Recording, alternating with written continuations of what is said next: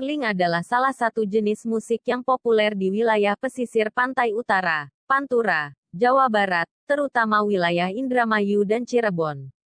Nama tarling diidentikan dengan nama instrumen itar, gitar, dan suling, seruling, serta istilah yenwis melatar gageeling, andai banyak berdosa segera bertaubat.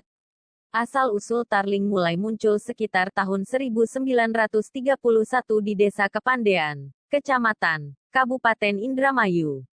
Saat itu, ada seorang komisaris Belanda yang meminta tolong kepada warga setempat yang bernama Mang Sakim, untuk memperbaiki gitar miliknya.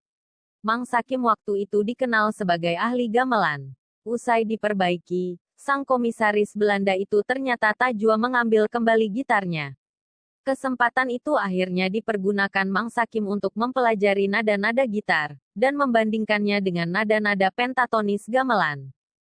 Hal itu pun dilakukan oleh anak Mang Sakim yang bernama Sugra. Bahkan, Sugra kemudian membuat eksperimen dengan memindahkan nada-nada pentatonis gamelan ke dawai-dawai gitar yang bernada diatonis. Karenanya, tembang-tembang, kiser, dermayonan dan cerbonan yang biasanya diiringi gamelan, bisa menjadi lebih indah dengan iringan petikan gitar. Keindahan itu pun semakin lengkap setelah petikan dawai gitar diiringi dengan suling bambu yang mendayu-dayu. Alunan gitar dan suling bambu yang menyajikan musik dermayonan dan cerbonan itu pun mulai mewabah sekitar dekade 1930-an. Kala itu, anak-anak muda di berbagai pelosok desa di Indramayu dan Cirebon, menerimanya sebagai suatu gaya hidup.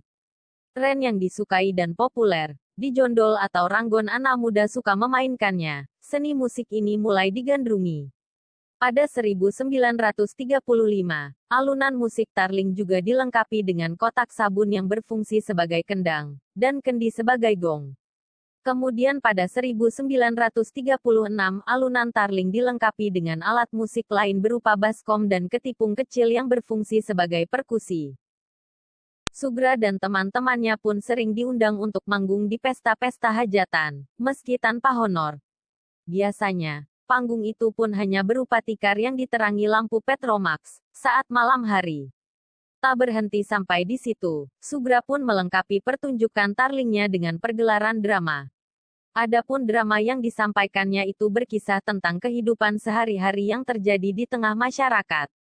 Akhirnya, lahirlah lakon-lakon seperti Saida Saeni, Pegat Balen, maupun Lair Batin yang begitu melegenda hingga kini.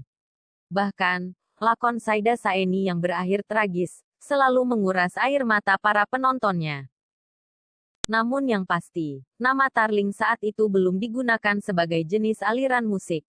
Saat itu nama yang digunakan untuk menyebut jenis musik ini adalah Melodi Kota Ayu untuk wilayah Indramayu dan Melodi Kota Udang untuk wilayah Cirebon.